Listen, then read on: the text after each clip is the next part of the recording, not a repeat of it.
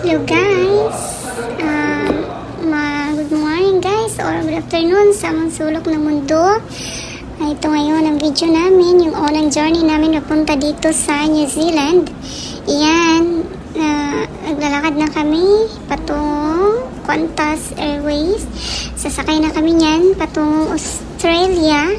Kasi pag pupunta ka ng New Zealand, sa mga hindi pa nakakaalam, dadaan ka muna sa Australia airport. Tapos doon ka naman sasakay patungong New Zealand within 4 hours. So ito na, dito na kami, nakarating na kami dito sa New Zealand. Ito yung unang araw namin dito. Nakita kami ng chicken sa ilalim ng aming bahay. Ayan. Saksak sinago lang dyan ang atong language ha. Tagalog and Visaya lang siya. So, ayan na yung chicken. First day naman kita naman na nalingaw sa kanya. And then, nawala naman yan siya. Nang natagal na kami dito sa New Zealand, nawala na yung chicken. Siguro inihaw na. Ay, wala. Wawa naman. Kapitbahay pala yan. Ayan, pinakain namin ng biscuits. Sayang, di na namin yan nakita hanggang ngayon. Siguro, baka inihaw or ginawa na siyang ulam. No! Gusto namin sanang iting kaso baka may ari yan dyan. Yan dito sigurado yan. Yan, naaliw. Naaliw si Baba Roy. Kain yan sa chicken na yan. Kain lang ng kain. Sabod lang ng sabod.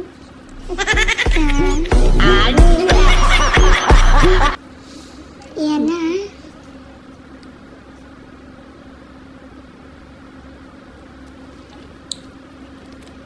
Ayan na. Nawala na siya. Ayan na. Palayo na siya. Palapit na naman. Gusto talaga niya mapakain ng chicken. Mabait naman ng chicken bago pa kami dito. Lumapit siya talaga. Diyan yan sa puno nagtutulog paggabi. May marami kasing puno sa palibot namin. Paligid. Marami. Ayan yung hagdan paakyat sa aming bahay. Ito yung bahay dito sa New Zealand. Nag-rent lang kami. Ito na yung pinakamurang bahay sa 3 bedrooms. Ito na muna kasi nga wala pa kaming trabaho. Sa husband kami trabaho. So, medyo kinakapos pa. Maghahanap pa ako ng job dito. Ako lang mismo maghanap. Ayan sila. Doon sa Philippines yan sila ganyang oras natutulog pa yan. So dito, nandyan yung papa nila. Ginigising talaga sila. Tinuturoan na mayroon talagang gagawin pagkagising. Ayan, naglinis. Nag-vacuum.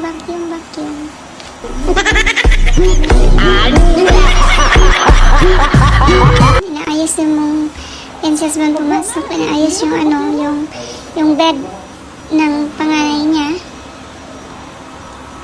Yan yung bed na gamit niya nung flatmate siya dito nung wala pa kami.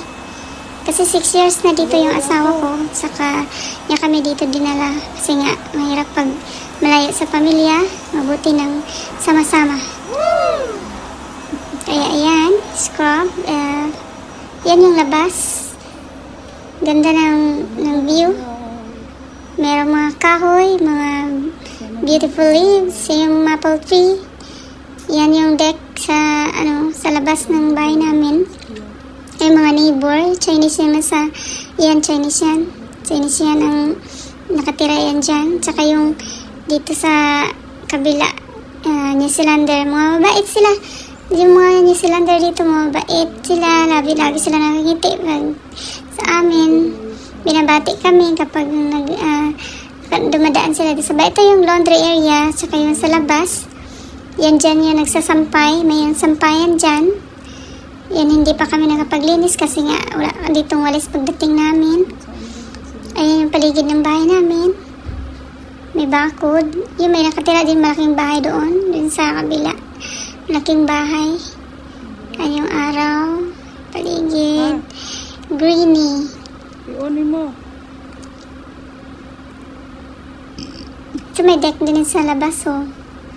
Diyan ka dadaan kapag nagsasampay ka, hindi pa kami nagkapaglinis dyan. Pero nilinis namin yan. Nilinis. Yung, of course, dito na. Ito yung firstborn namin. Yan, tinuturuan na maglinis ng sariling kwarto. Saka yung first day namin, naggala kami. Ito na hapit ni Deriba, tiri nga store. Bumili kami ng fish and chips. $8 each. Bumili si husband ng 5 kasi 5 kami. First time din namin kumain yan. $10 yung luto. $10, 300 pesos yan value sa Philippines. Ayan, nabayaran ni husband $42. Sulit naman, nabusog kami. Ayan yung mga sauce. Kung gusto mong sauce yun sa Philippines, libre na. Pag bumili ka ng libre yung sauce, pero dito bibili mo pa talaga. Ayan, may oyster. Kung gusto mo ng oyster, fresh oyster. Ayan, yung mga bumili ka ng isda. Alam mo siya mahal talaga, no? Grabe. $15. Ayun, isa yung balot. $15. Kaway nga yung tawag niya, yung malaki dito sa unahan. Yun doon na yan. Labasan. Bayad-bayad.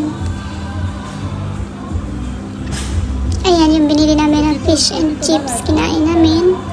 Sa isa. Yan yung binayaran namin.